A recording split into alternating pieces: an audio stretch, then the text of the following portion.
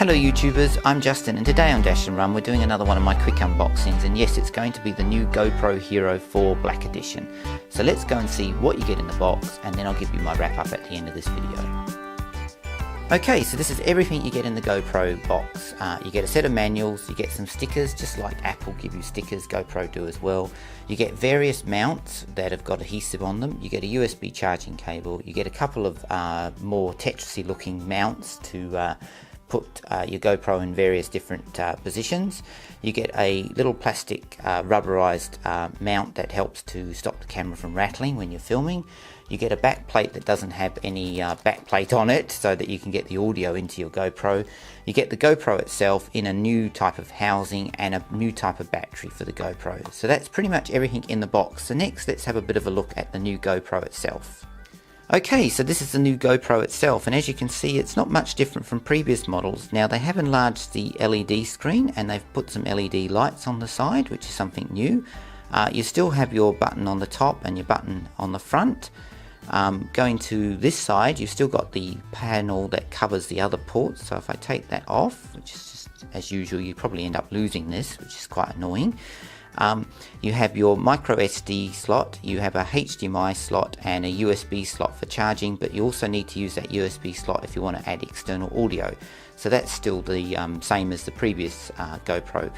Now the biggest change I can see apart from the LED screen is the fact that the battery now has a slide panel and it's on the bottom. So you open it like so and you get your battery, and your battery just slides in from the bottom now instead of having to take the back cover off, which was a pain in the ass, especially if you had the LCD display screen.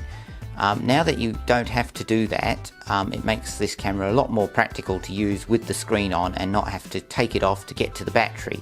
So at least now you can just add the battery in the bottom. So that's a bit of a quick look at the actual camera itself. I have got the LCD screen here, so I'll just put that on so you can see what that looks like on it. So it just clicks in like so and pushes in like that. Now this is the same one for the previous model, they haven't changed that screen. And if I turn it on, I'll show you what it looks like when it comes on. Just turn the button on and it should turn on in a minute. So there we go, it's now on, and so now you're getting a screen it's got no card in it of course, so it shows you what it looks like underneath, and that's what you're getting from the vision there. And as you can see, it's got a very wide camera angle. You can adjust it of course in the menu, and there's a whole host of features, and I won't go into detail on this video about them, but there is a lot that you can do with it. Anyway, I'm just going to do one other thing before I go, and that is just to show you the differences between the other GoPros and this model. Okay, so as I said earlier in the video, I would have a bit of a look at the progression of the GoPro series of cameras, and as you can see in front of you, I've got from the original GoPro Hero to the GoPro Hero 4 Black Edition. Now starting with the original GoPro, you can see that it was much more boxy like, and of course you had a full-size SD card, the battery still went in the back, and you had a couple of slots here on the side for your USB and your AV, and also a microphone input, which is something that you lost later on in some of the newer models, which is annoying. Now coming to the second GoPro Hero, you had the same SD slot, but it added a HDMI port for video monitoring, as well as the AV port and of course the USB port and the microphone input, which was still on there at that time.